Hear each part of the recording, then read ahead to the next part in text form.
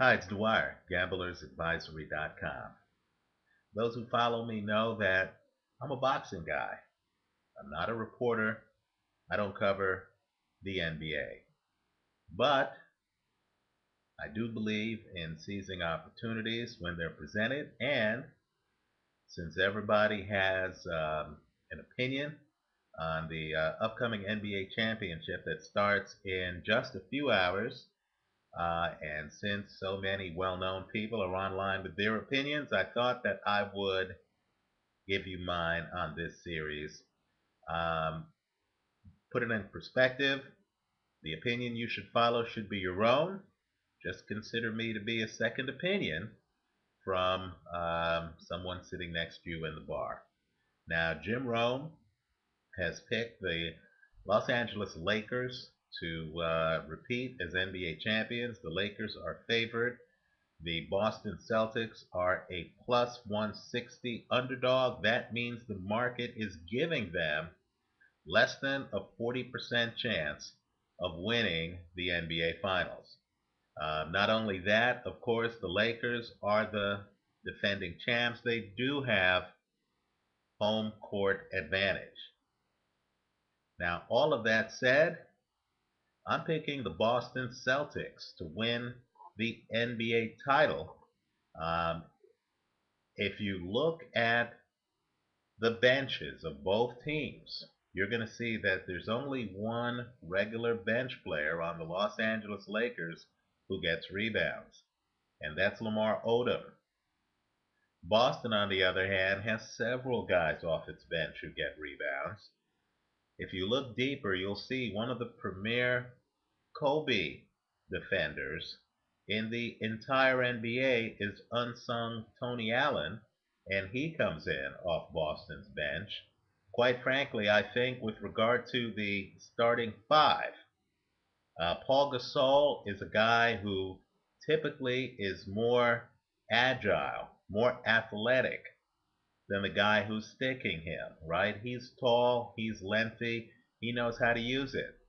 Unfortunately, in this series, he's going up against Kevin Garnett, a former defensive player of the year in the National Basketball Association. Also, let's talk matchups. Let's go further. Let's say that Ron Artest sticks Paul Pierce. Quite frankly, I don't think Ron Artest shuts down Paul Pierce, who has a multiplicity of offensive moves. Let's say that Kobe then sticks Rajon Rondo. Well, the question is, who's going to guard Ray Allen? If Kobe sticks Ray Allen, who's going to guard Rajon Rondo? Boston always seems to have one guy too many. Also, with regard to threes, who's going to stick Rasheed Wallace when he's out around the three-point line? Paul Gasol? If that happens, what happens if the Celtics have Sheed and KG on the court at the same time? Also, I think the Lakers are particularly overvalued because of how well they did in Game 6 of their series against Phoenix. Now, make no mistake, I mean, Kobe Bryant was spectacular in Game 6. You need to ask yourself, does Kobe always play like that? Or does Kobe have one phenomenal Michael Jordan game every 4 or 5 games? In terms of team defense, don't believe me, believe the numbers. Boston is the better defensive team. In terms of ability to win on the road, Boston actually is a better road team than the Los Angeles Lakers. Regular season, forget about the regular season. We know that many teams, going back generations, if you recall the Hakeem Olajuwon Houston Rockets, there are many teams who use the regular season as a preseason. They just make sure that they get in the playoffs, and then, of course, they take care of business after that. Boston didn't have home court against the Cleveland Cavaliers. Boston didn't have home court against the Orlando Magic. Don't let the fact that they don't have home court here sway your thinking, because it certainly hasn't mattered in their prior series. Also, think about it. To get to this series, Boston had to beat Cleveland, a team with a better record than the Lakers, and then had to come back and beat the Orlando Magic, a team that was on a hot streak, as the people in Atlanta know better than everybody else. Now, contrast that with the Laker path to the finals. Hate to say it, but Phoenix really was a defensively challenged team, right? Phoenix didn't play defense like Hendrick Perkins plays defense, like Tony Allen plays defense, like KG plays defense, right? By the way, the three guys I just named, they're better defenders than anybody on the Phoenix Suns, right? Then look back further. Hey, I like Utah too. If you look on Jerry Sloan's fingers, you will not see any NBA championship rings from coaching, right?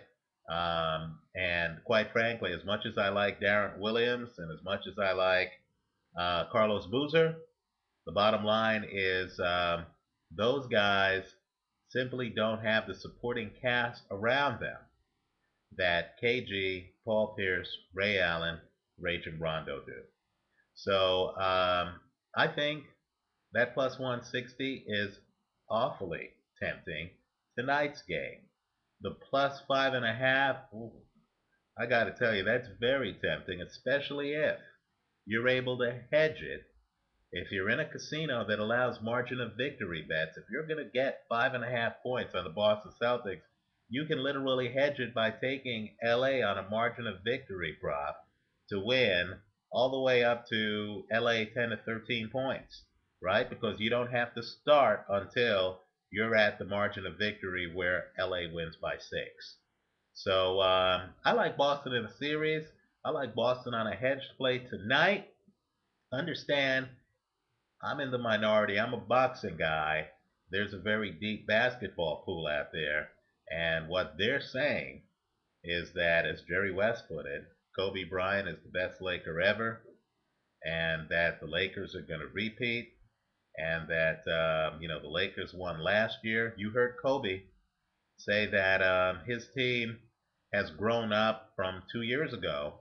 That's what the conventional wisdom is. For me, I see it the same way that it was 2 years ago, right? Boston, pretty much the same team.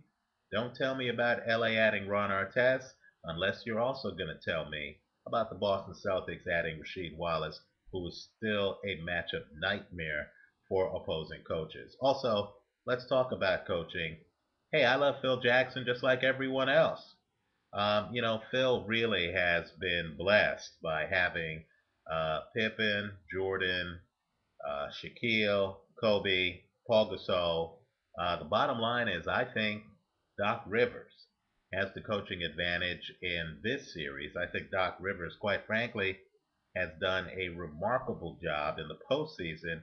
You don't hear that point of view too often. You don't hear anyone criticize Phil Jackson too often. But of course, this is the net. This is not mainstream press.